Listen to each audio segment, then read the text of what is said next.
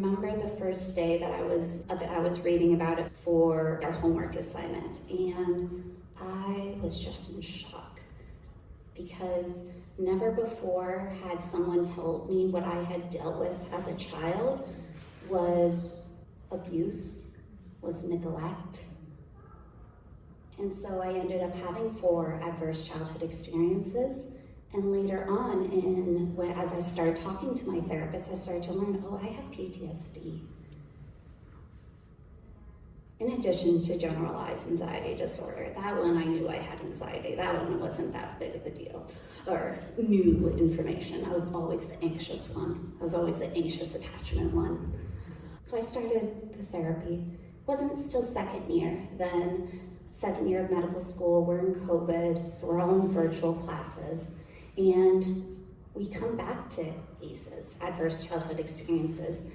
We're all in virtual classes with 20 other students, and I was like, I have something to share. It's only 20 people. I never told anyone else. It was just my husband and I, who was also a medical student with me at the same university.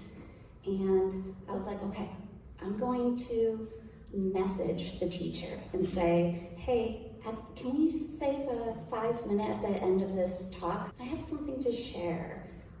And she said, sure. And so at the end of our Zoom session, that was my first disclosure, saying that what we were learning in class, I had experienced it myself. And the amount of emotional support that I received from those 20 medical students was overwhelming. And that was when I was like, oh, it's okay to share that I struggle.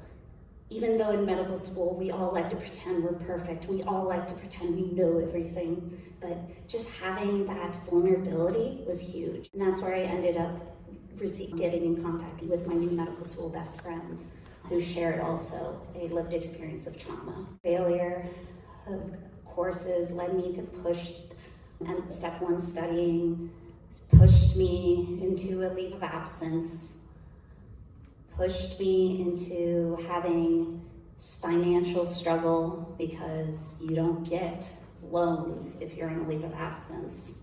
So almost lost our housing and rent while in leave of absence.